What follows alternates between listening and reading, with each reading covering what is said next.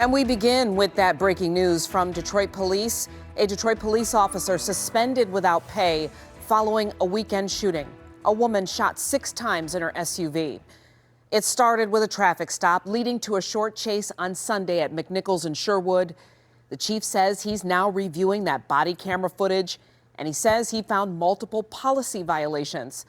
So let's go right to 7 News Detroit reporter Randy Wimbley live to walk us through these new developments. Randy.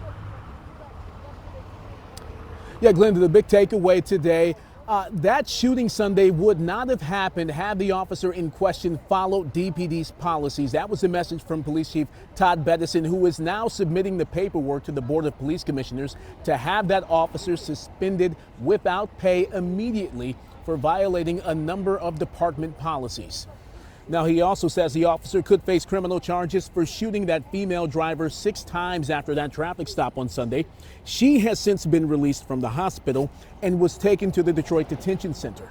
This morning, Chief Bettison ordered that she be released. Now, again, this all happened Sunday afternoon when an officer pulled the woman over for speeding, tinted windows, and an obscured license plate in the 8 Mile and Van Dyke area. We are now learning that contrary to what DPD reported yesterday, the woman did in fact provide the officer with her license, registration, and proof of insurance. The woman requested a supervisor to come out to the scene, but the officer never called one out. That was a policy violation. She was later removed from her SUV and pepper sprayed. She managed to get back inside her vehicle and drove off, and police pursued her. Another policy violation. Officers boxed the woman's vehicle in, and the officer in question fired at her as she tried to maneuver out of being boxed in. 2 other policy violations. We have some of the best policies in the country, if not the best. The Detroit Police Department does.